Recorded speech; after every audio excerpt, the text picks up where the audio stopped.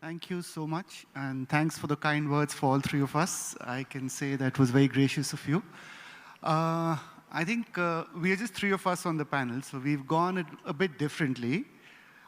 We would start off by having a short presentation, both from Amana's and Hasif's side, where they'll talk about their organizations and their agendas, before we move on to a set of free discussion with question and answers. Since I have the easy job of being the moderator, I'll speak less, and I hand over to Amana to take over with her presentation. Good afternoon, everybody. Thank you so much for having me this afternoon.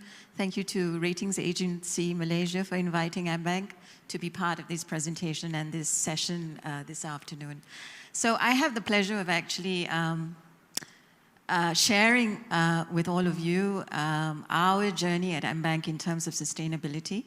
I've just come into my role in June this year, and however, our journey actually started a lot earlier, and I'll take you through that in a little bit. Whoops, I think that's yours, Hasif. Oh, would you like to go first? give us a second. Yeah. Would you like to go first? Yeah. Well, why don't we get Hasif to go first, since his slides are on the screen? Okay. Actually, in terms of the flow, I think this is fantastic, because in the previous panel, there's a lot of things that were covered that I think we would also sort of co-cover, but from perhaps a different perspective. So what I'm trying to do today is not to sort of overkill with the deck, but the idea here is to give you an introduction to the sustainability journey for BNP Paribas Asset Management, and more importantly, just to give you an idea of the ESG process we've got. So when we're answering questions later, it hopefully gives you a picture. So just a brief introduction to BNP Paribas Asset Management. As a firm, we're part of the broader BNP Paribas group, managing just over 500 billion of AUM. Importantly, I think the ESG AUM for the group is about 346 billion euros, which makes it more than half, or 65% of our AUM is essentially an ESG labeled AUM, both from institutional and retail perspective. And we pride ourselves in being the sustainable investor for a changing world, and that's essentially the DNA for the firm. So briefly, the sustainable investing journey started in 2002 for the firm, and I sort of break it down to three phases. The first phase is sort of I would call it the beginning of the journey, where the pledges were made externally to the UNPRI, for example, and as well as the United Nations Global Compact in 2012. And then the second phase of the journey was sort of the internalization of all these pledges that we made. So in 2018, we started with the exclusion of tobacco on our research and fundamental fund products. In 2019, the coal policy, which I think a lot of firms continue to grapple with, and it's not an easy policy to introduce given where we operate in emerging markets. But we've seen the evolution of this coal policy. And then 2021 onwards is what we call the forward-looking part of the journey, where we introduce some of these pledges and roadmaps for the firm for the future. Very quickly, just some of the accolades that's been given to the firm. But I think one or two things that I'd like to highlight here is the fact that the model we use for ESG journey is one where we centralize the ESG research. I appreciate some firms incorporate a model where the research team or the investment team undertakes the ESG research at BNP Paribas Asset Management. That is done by a dedicated team of around 30 professionals within the centralized ESG team based in Paris, with parts of the team also based in Asia. So it's a multidisciplinary team of ESG experts. And essentially what it does is it allows for uniformity of the ESG research. And also, I think something we sort of pride ourselves in is the EU SFDR product range that we've got. Essentially, almost 90% of BNP AM's funds globally, either Article 8 or Article 9, essentially the most stringent forms of ESG categorization from the EU. So there are 6 pillars, essentially, of our sustainable investor approach. For the sake of this panel, I think I'm going to speak to the 2 key ones, ESG integration and RBC. which is the responsible business conduct. This is essentially our sector-based exclusions, and I think to a certain extent, this is an evolving process for us, as you'll see later on. But essentially, the 6 pillars that you'll see here are what drives our sustainable investor approach. So very quickly, the ESG integration component. Now again, while I say there is a central ESG team that essentially does or undertakes the research, the ESG integration across our strategies happens for all investment teams. So we start with the philosophy. There's a common ESG philosophy that's applied across all asset classes, so be it fixed income, private markets, and public markets. The investment philosophy then underpins the ESG research that's undertaken. So while it's undertaken centrally, there is input from the bottom-up, research teams, and essentially what it does is it gives us guidelines on what we can do in the funds. So to think about this, essentially, when the research is undertaken, we essentially, as investors or the portfolio managers, have a master universe list. And what is investable is uninvestable for everyone in BNP asset management globally is on this list.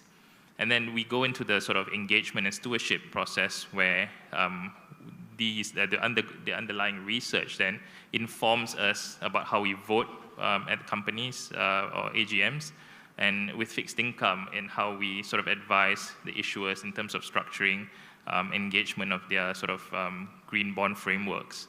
And this is important because I think I recently spoke to our head of sustainability, and she says as a firm, we vote against 37% of company proposals at AGMs, and that's one of the highest globally for global asset managers.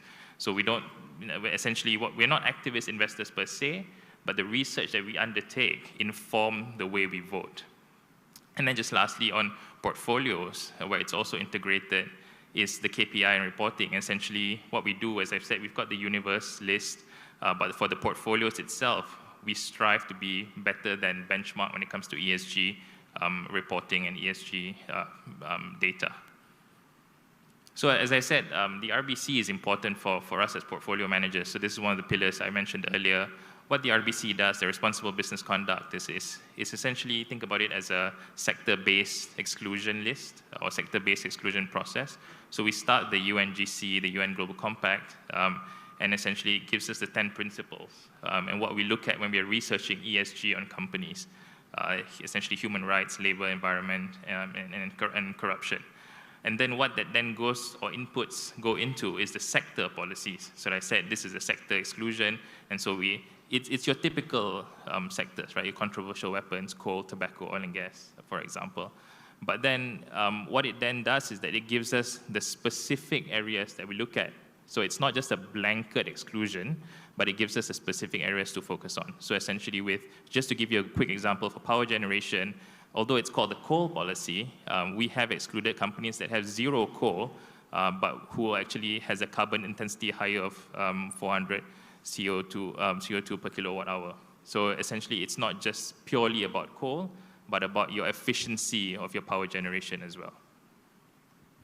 Sure, I'll just wrap up here in terms of the evolution. As I've said, essentially, it's not just about coal being the pure energy source, but the exclusion starts with coal as a efficiency tool, and then it eventually evolves into what sort of efficiency are you achieving with both your coal, and how are you transitioning that policy forward. I'll stop here. Obviously, we are short of time, so I'll pass it to you. Okay. So let me start by sharing with you our sustainability journey. So that was actually what you'll see on the screen eventually would be some words from me and what sustainability means to us at AmBank. So we firmly believe that embracing sustainability is of paramount importance to accelerate the transition to a greener, low-carbon economy. Therefore, we have to collaborate with all our stakeholders. It is key to us. And then only we can create a positive impact on society, the environment, and therefore meeting long-term financial prosperity for all. So in essence, a just transition is what we're after as part of the belief that we have in MBank. Okay, thank you very much.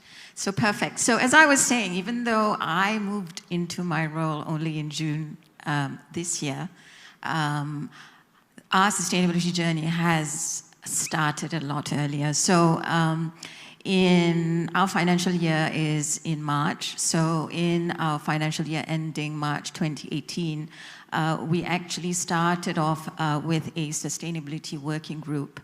And this was under the auspices of our Islamic bank, under the VBI initiative. And that's how we started off that journey in terms of building the sustainability portfolio for us. We started off with 4 UN SDGs at the time, and we also initiated our GHG emissions reporting for Scope 1 and Scope 2.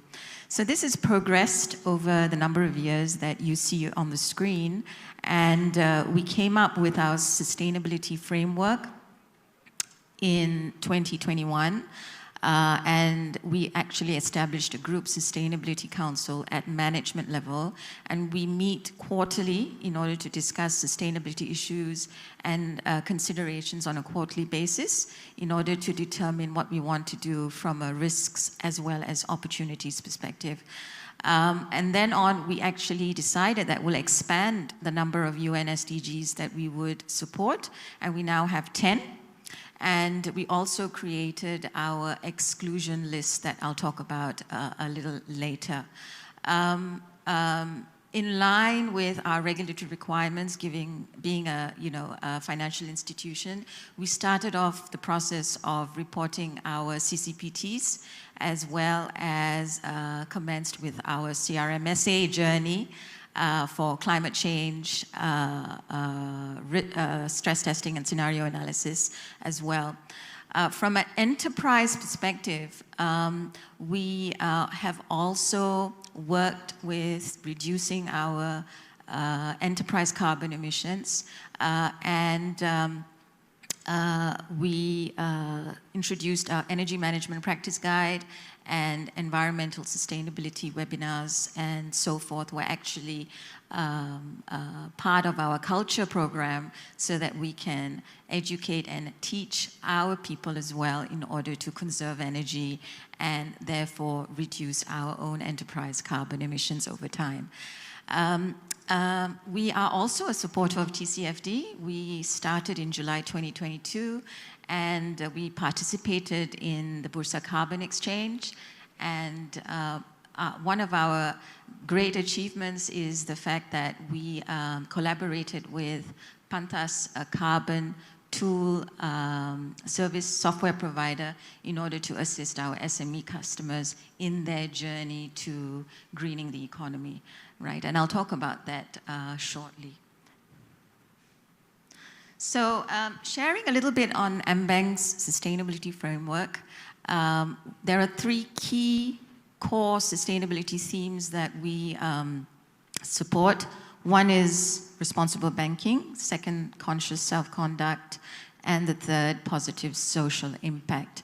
And then, these are key areas that we ensure that we support as we go about our businesses. Now, how do we integrate sustainability into our businesses and risk assessment practices? So similar to most organizations, we also do have an exclusion list. This is guided by the IFC, and we have initiated an ESG risk assessment that we do for all our customers, borrowing clients, as well as investment portfolio. And we have 3 categories: low, medium, and high ESG risk ratings. And we have identified 8 high ESG risk sectors in the industry: forestry, mining and quarrying, palm oil, oil and gas, and construction infrastructure, and manufacturing, where we do specific tailored ESG risk assessment as well as a CCPT classification that we do as part of the Bank Negara requirements. And this is how we actually determine our customers' ESG risk ratings, and then on have conversations with our customers as to what their mitigation and adaptation plans are as part of their transition journey. I'd like to spend a little bit of time on this because I think it's one of the most important pieces of a sustainability journey, and that's our sustainability culture. So at MBank, we have ensured that tone from the top is what drives our strategy for sustainability, and we, ensure that there is clear communication from the top down to our relationship managers, our risk team, and so forth. And the board and the group CEO are very much engaged in all our sustainability discussions. Accountability is the next theme, where all our C-suites have a 10% weightage approximately on sustainability-related KPIs. Our terms of reference at the board and the management level also consider ESG and climate-related risks as part of the responsibilities. And we've also embedded sustainability into job descriptions. In terms of creating awareness, building capacity and capability in our operations, we have tailored programs, if you see on the right-hand side, that we worked in order to improve the proficiency and the culture of our team for sustainability and climate risk. And as part of this effort, we have internal as well as external consultants who help us with the training. And to ensure that we remind everybody about sustainability and its importance, we have monthly sustainability events and various educational webinars, and we also have a microsite so that it's easy for our teams in order to make references or to our policies and guidelines and so forth. We also hosted an international ESG conference on the 15th of August this year, and that was for our investor base, our customers, and also our internal team members as well. So we ensure that sustainability is part of the culture that we build at the group. I did say earlier that I wanted to talk a little bit about this, and this is our partnership as part of the Greening the Value Chain program with Bank Negara, as well as a carbon accounting software provider, which is Pantas. And this is in relation to Bank Negara's launching at COP27 on this particular engagement with Pantas. And we have sole rights as a banker in order to, first right of refusal as a banker for Pantas to work with us on this. And we work with our anchor clients as well as the SMEs in order to enable them to green their value chain by taking advantage of the low carbon transition fund that is sponsored by Bank Negara.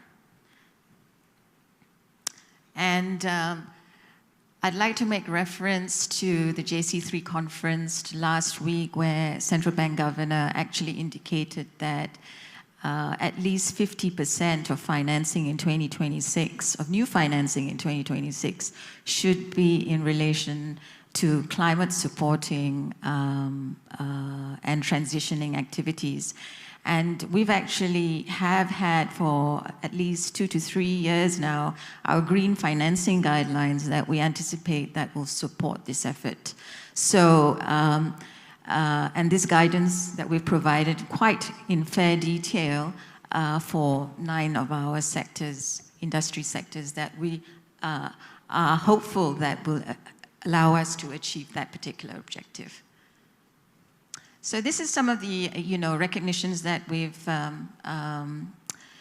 accumulated over a period of time. And with that, I'll end my presentation. Over to you, Anu. Yeah, thank you so much. And I think both panelists gave a very brief outline of how the institutions are treating sustainability and ESG in general. But I'd like to start with Amana directly asking her a question because she's the CSO. And I think I would like to frame it a bit differently than I thought earlier. She's already covered a part of it in terms of how integral it is to senior management at the bank. But I'd like to make it more direct to ask, does the CSO have any role in deciding what the front office does in terms of the kind of deals which they bring in? And is it a collaborative process within your institution? And how does that help in the ESG agenda of the institution? Thank you for that question. That's an interesting one. And I was just talking about it with some of my colleagues in the industry just this morning, in fact. And I think the CSO's role is a collaborative one, right? While we are in a position to actually craft the policies and to an extent the strategy that we want the bank to take in terms of sustainability and ESG, we have to consider the fact that we are all in this journey together, and we also don't want to leave anyone behind, meaning to say there must be a just transition in terms of identifying the clients that we have to work with to facilitate that particular transition. So I'd like to think that we have like 3 buckets of clients, one that are already on the transition journey, and second bucket would probably be the ones that are trying hard to get on the transition journey, but sometimes don't know what to do. Right? And then the third bucket, which are the smaller clients, we find that, there's still, especially the SMEs and the micro SMEs, they're still suffering from the impact of COVID, and their concerns are more to do with becoming cash flow positive in their businesses, and ESG being an expense, so to speak, from their perspective, is not top priority. So we're hoping that this third bucket of customers will actually change over a period of time, and we will take a call at the end whether we have to part ways with some of these customers or we will continue and assist them on their journey. Yeah, thank you. Thanks so much for that. Coming back to there's a lot of talk of ESG, but from the buy side, do you see any demand per se which is more focused towards ESG? I know your institution aims to be a climate institution, but is there a specific demand which you see coming from the buy side which is forcing origination to go more towards the ESG side? Yeah, I think we're well into that sort of transition for buy-side demand. I think if you look at the early stages of sort of green bond, sustainability-linked structures, we always spoke about greeniums and essentially pricing advantage. I think that demand drove this sort of greeniums at the start, and now it's even transitioned to becoming so mainstream that you have something, I think, that's now being termed the brown discount, where if you don't, or as an issuer, if you're not, essentially turning to transition or green, then you actually have a price disadvantage. And that, to me, speaks to the mainstream, level of demand for ESG and for sort of sustainable products.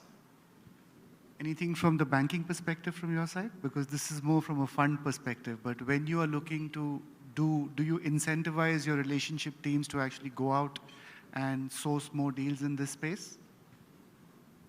As I said, we do have the sustainability theme in the KPIs of our C-suite. So ultimately, they do trickle down into the KPIs of our relationship managers as well. So obviously, that's, the incentive, if you will, for folks to go out and actually sell sustainable products. But it's not easy, I acknowledge that. Yeah, I can just narrate a personal example from our side. Like, we are a trust fund of the Asian Development Bank. So I think when we do any deal, we run 2 parallel processes where the analysis or the considerations on ESG are as important as considerations on credit. Are we seeing the same trend in the financial institution space in Malaysia, both from a fund or a banking perspective? Because we believe this, honestly, when I joined CGIF, I was a bit surprised because I had moved from banking into an MDB universe. And this was a big difference. But what we saw that this now it's an integral part of our culture where we believe ESG is as important as credit. Now, is that something which is being driven down with financial institutions in Malaysia right now? Yeah, I'll take that for a start. I think it is increasingly becoming the case. To a certain extent, as you see in how we made the assessment of credit, right? So you look at the financial models, you look at the credit metrics, but I think it's become so inherent now that the ESG components of research are now being incorporated into credit risk assessments, into equity valuation assessments, simply because of the fact that it's now reputational risk as well. And we've seen, I think, in the previous panels, they've talked about how you've got stranded asset risk also being a financial consideration right now. So you cannot escape or you cannot differentiate, I think, the ESG risk assessment from your overall credit risk assessment or equity valuation assessment from the buy-side perspective. Yeah, I think from a banking institution side,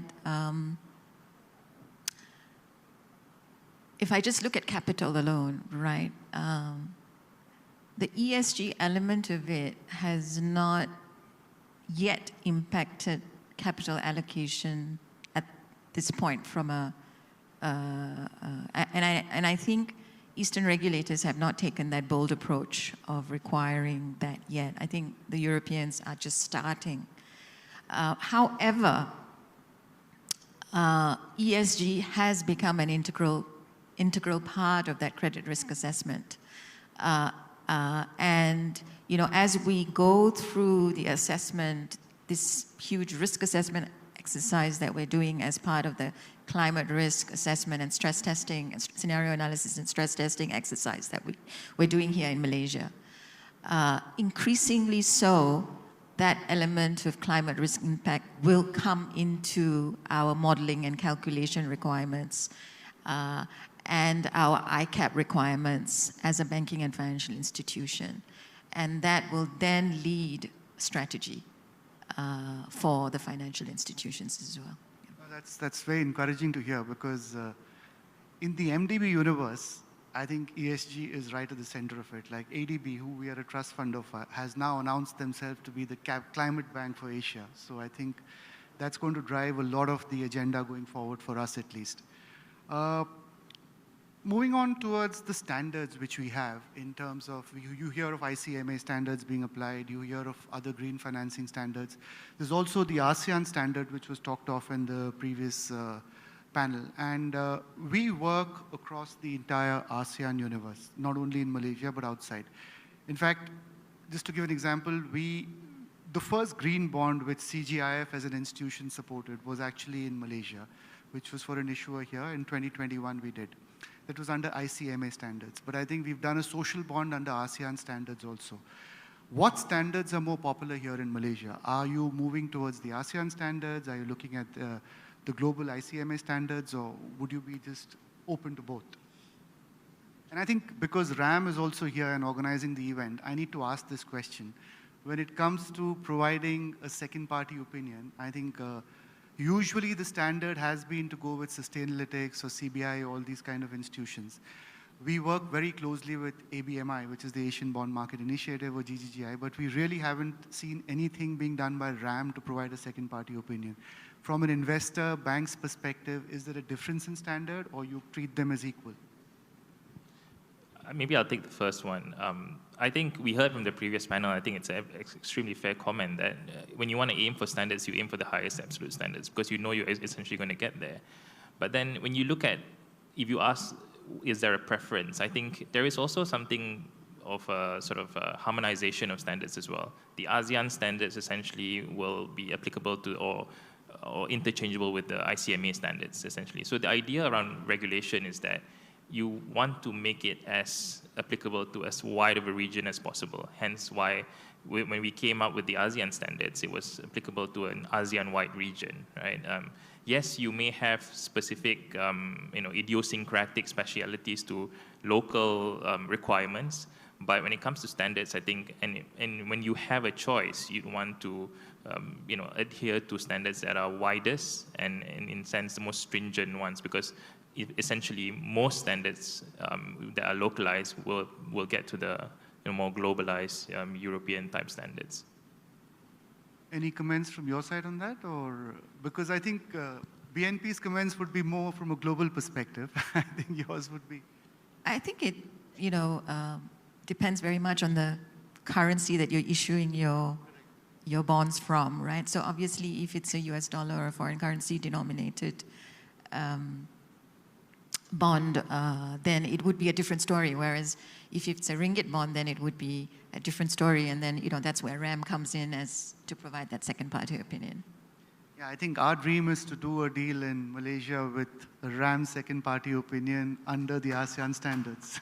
So that's something we are very keen to promote as CGIF. So that's something we will keep looking out for. So anybody has a deal, reach out to us. There's one thing which we encounter, which is actually it's a very practical problem. It's all very nice to have this ESG framework, green standards, everything. But we all know that from an issuer's perspective or a borrower's perspective, it can be expensive. It can be impractical in terms of the additional time they have to spend to meet the bank's internal requirements or the multilateral development bank's internal requirements. And since this discussion is about practical issues which people face, I think from an investor's perspective, it's okay because they don't see the work being done.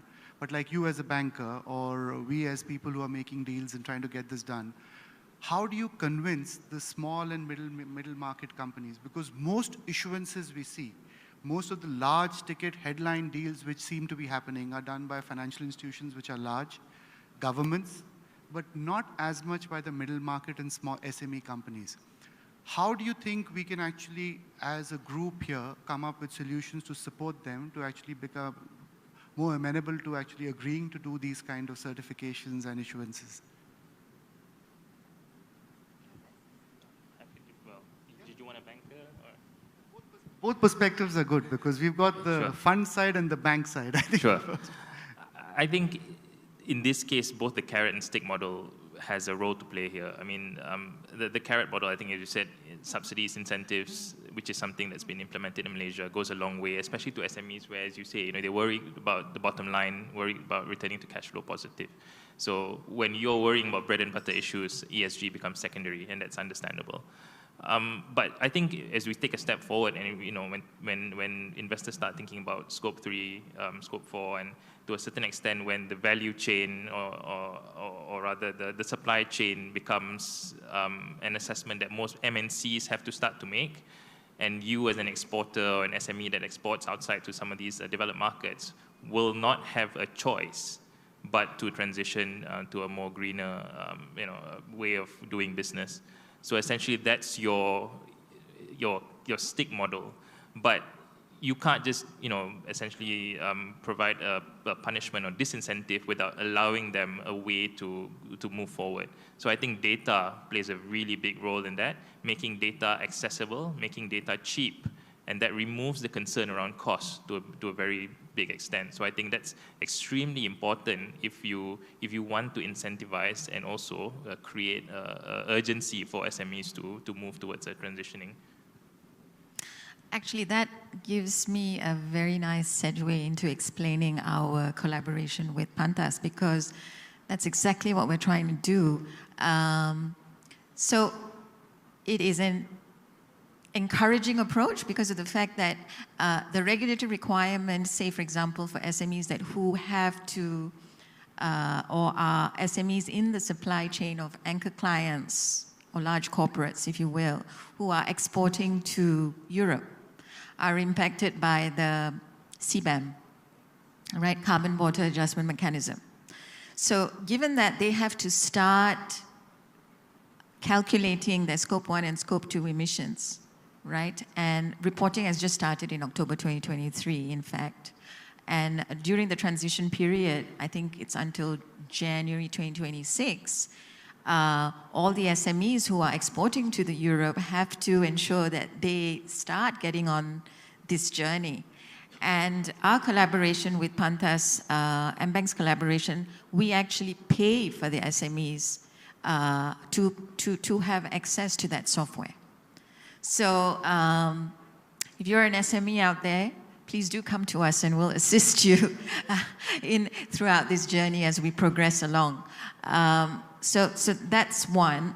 The second thing is what I've noticed in the industry here is that it's more of a carrot approach rather than a stick approach, still. Yeah, in terms of either a sustainability-linked loan or some kind of similar structure. Yeah, we've seen similar trends across the whole of ASEAN. And I think the one market which does try to incentivize this is Singapore. But then the problem with Singapore is the ticket sizes tend to be larger, where the government will, the SGX actually promotes listing of capital market instruments which are ESG compliant and gives some rebates on fees.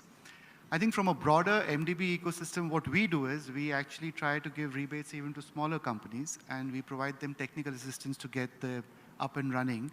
So those things also can be done. But are there any government rebates per se, especially from a capital markets perspective? Is the SC or Bursa actually working towards having more listings of green bonds or climate bonds or social bonds?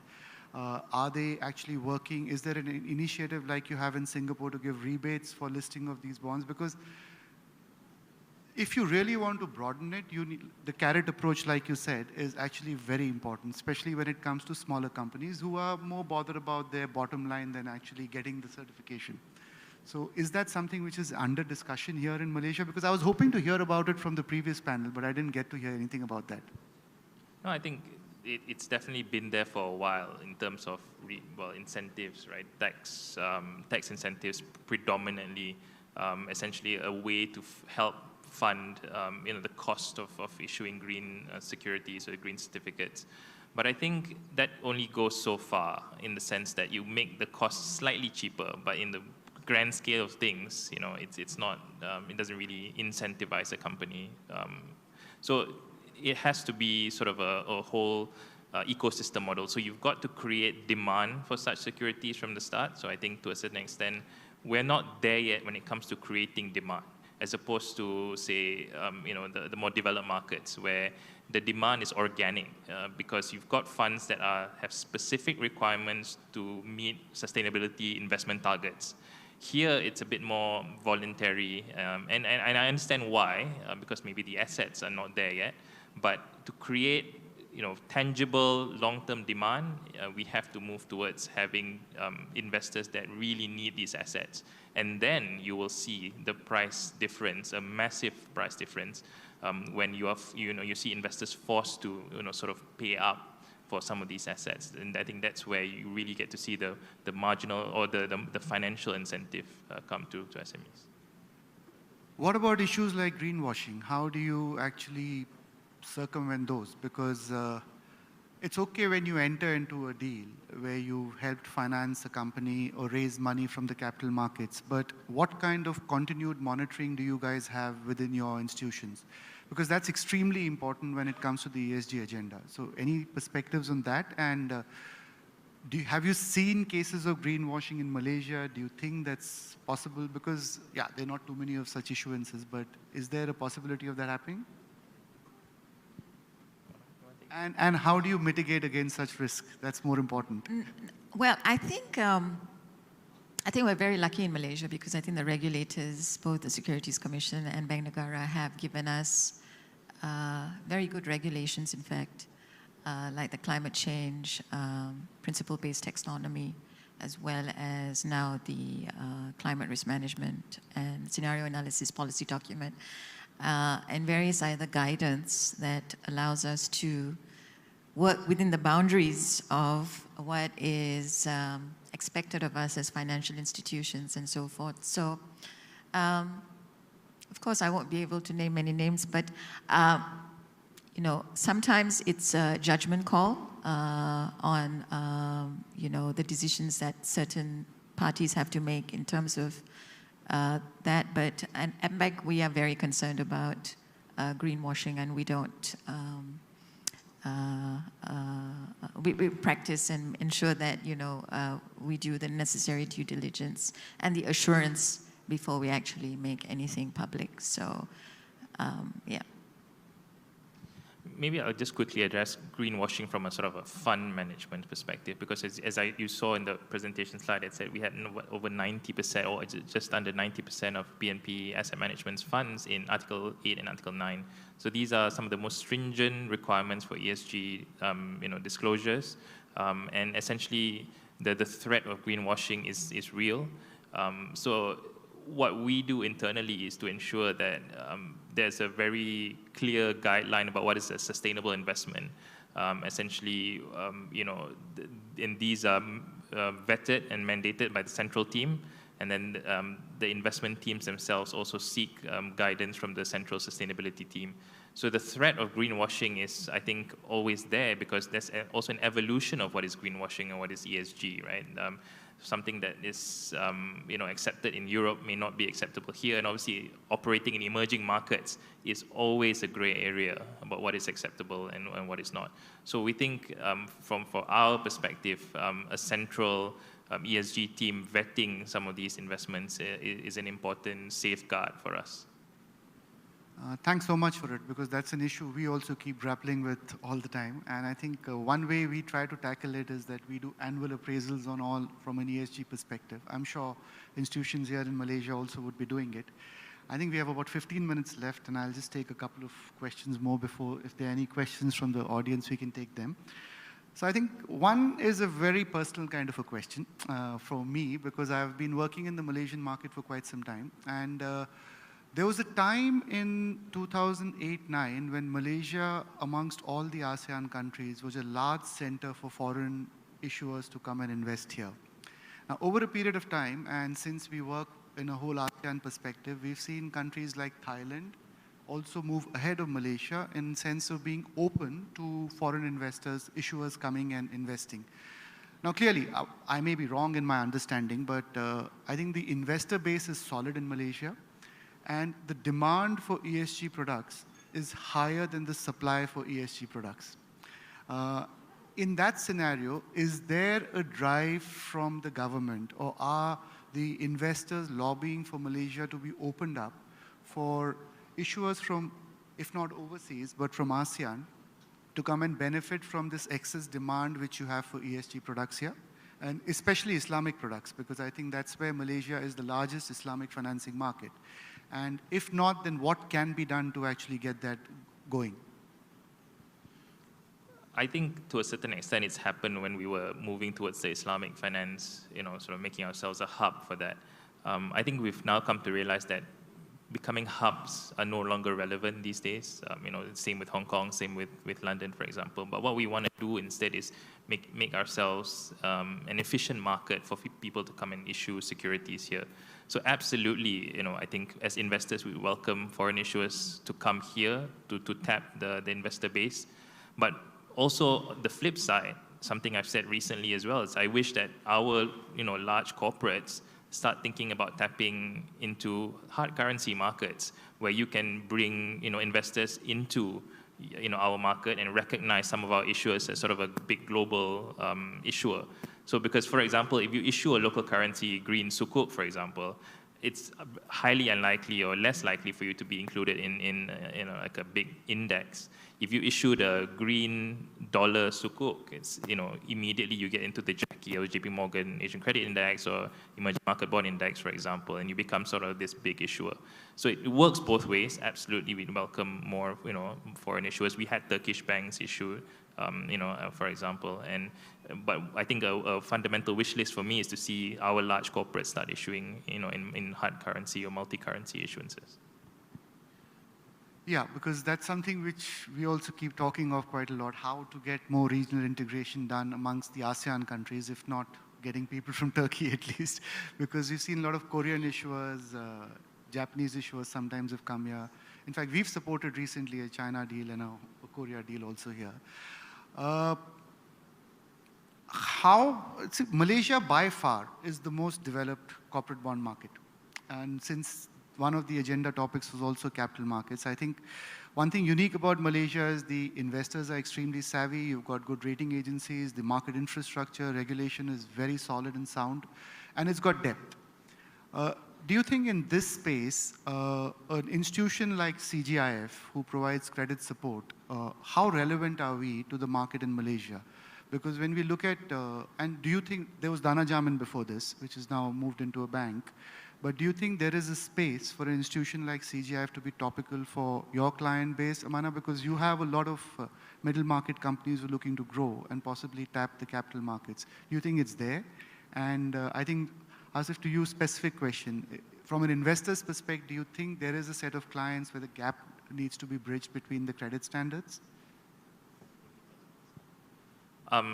So to the second question, I think that there is a gap, and where MDBs can come in is essentially, I think MDBs have sort of a dual role, right? So you're not purely a pure profit, maximizing institution.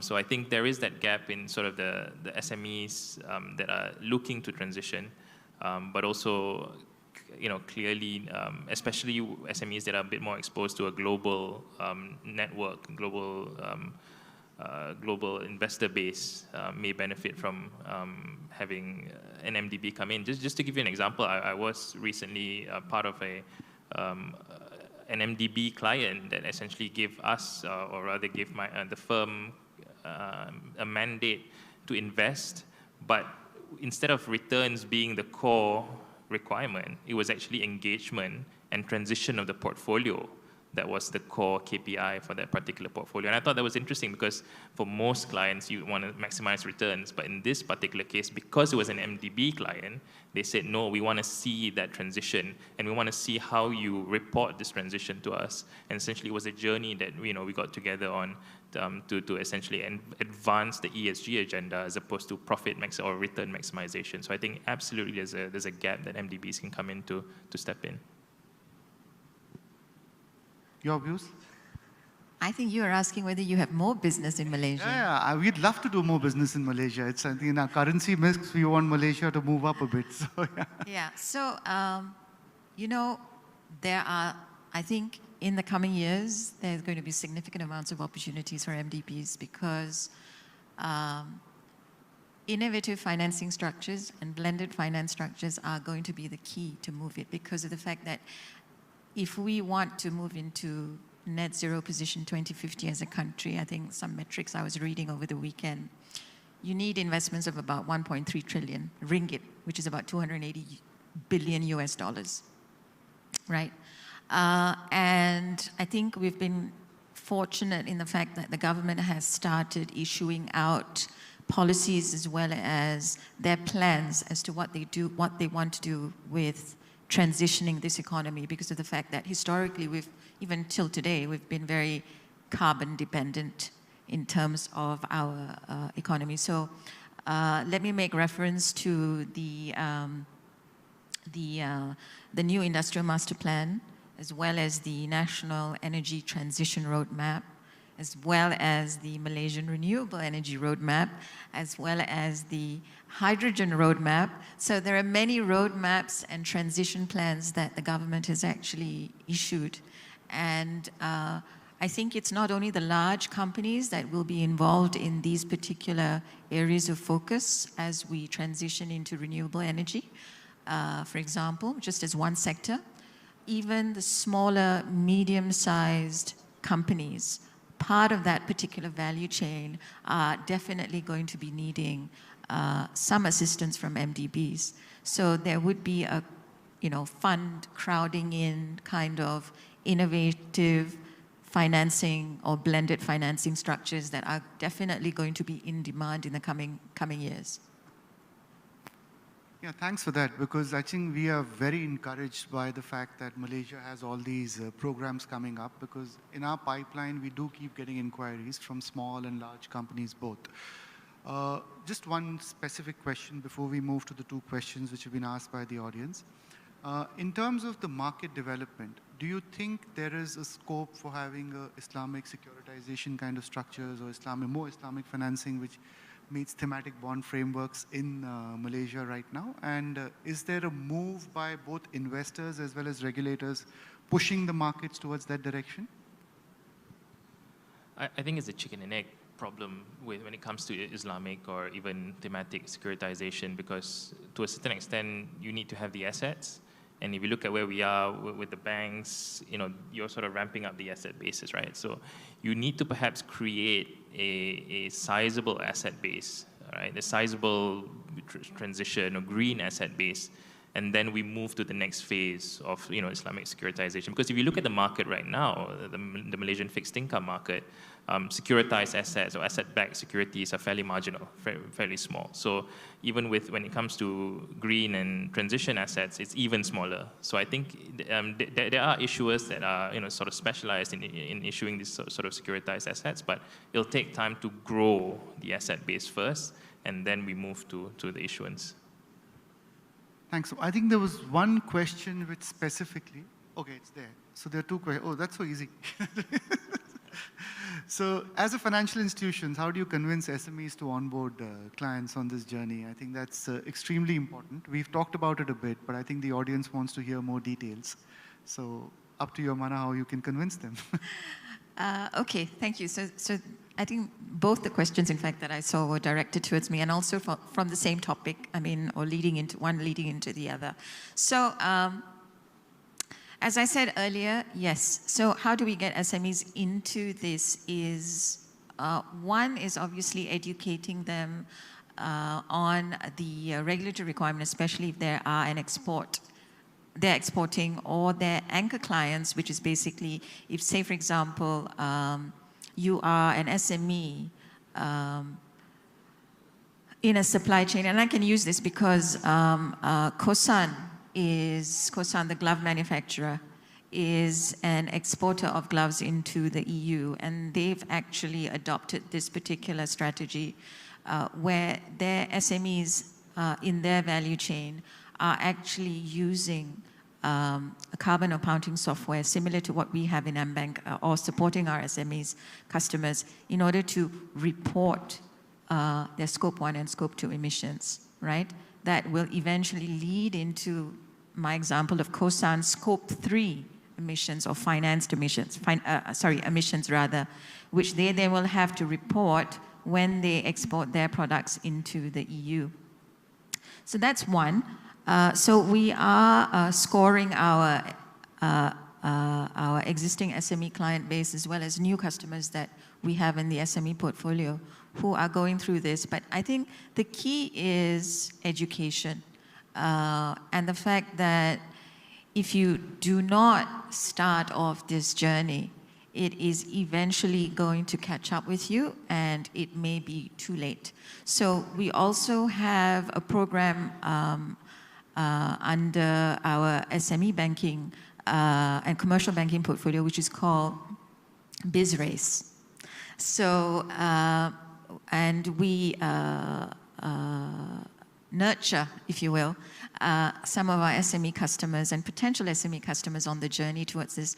And ESG and sustainability are one of the key focus areas that we do as part of that particular program. I think the next question is also for you on, is Pantas reporting one-off? Okay, so it is not a one-off reporting. Actually, for this particular purpose that I suggested, I was talking about earlier, is that you have to do it at least annually, particularly given the fact that if you are taking financing from the perspective of the central bank's low carbon transition fund. So one of the requirements is that we actually have to do it annually. So the advantage for that is actually AmBank pays for your subscription into the software. Yeah, so I think there are two more questions. One is said something was skeptical, but yeah, that's fine. We'll leave it aside. But the next question is, okay, let's take this one first. It's quite interesting. Do you think achieving net zero by 2050 is possible? It's even possible, and it just takes too much effort. Are we fighting a losing battle? Can I just take this one, if you guys don't mind? So I like questions like this because they make you realize that you're a human being who's made to fight. I think there's a quote in, I don't know how many of you watch Game of Thrones, but there's a quote in Game of Thrones where the person says, one of the characters says, death is the ultimate enemy. And we all know the enemy is going to win, but we fight it every day. I think this is a question which can be answered very well by that. We know there's something wrong. We know it takes money. We know it takes too much effort. And there's a lot of skepticism about it. But that does not mean that we start losing the battle before the fight starts. So I think everybody needs to think positively, and that's what my very personal view is, that you may think it's a losing battle, but at least get into the battle, spend the money, spend the time, make the effort, and at least give it a good fight. I'm sure if all of us start thinking like that, we probably could win the battle. That's where I think. And any comments from your side? Yeah, I'll just echo that. I said I think no one here would agree that it's easy. It's not. I think we all can admit to that. Every single sort of analyst or portfolio manager here knows it's not easy, understands that. But I think when you start to see the change in corporate behavior, then you know you're making a difference. And I say this as a portfolio manager, as someone that's looked at companies, seeing an Indonesian power producer go from refusing to engage with us, investors, and refusing to have a sustainable policy, to now coming to the market to ask for financing to early transition out their coal plants. That makes a difference. That's the little battles that you want to win that will make a difference, right? So obviously it's not easy, and obviously it takes money and it takes effort, but as you said, it doesn't mean you stop fighting. So for me, it's making the little difference. And to be honest, getting an Indonesian coal power plant to move behaviors is a big win, but it makes a huge difference. But it's part of the battle. Okay, so before we end, I'll let Amana answer the last question, because you had a slide on it, which is how do you get internal stakeholders in the organization to agree with the sustainability agenda? I think we're very fortunate at AmBank because I think the tone comes right from the top, which is from the board. We have a dedicated board member that looks after sustainability and ensures that sustainability considerations are actually taken in all the risks and the opportunity decisions that we undertake as a group. So there's a clear tone from the top, as well as the group CEO is also a strong supporter. And the third most important thing is it's in everybody's KPIs, right? And that drives the agenda for success. Thank you so much for your insights, and I hope the audience had a good time listening to us. This was the post-graveyard session talk, so I hope you didn't sleep, and we kept you awake. So thank you so much for this. Thank you.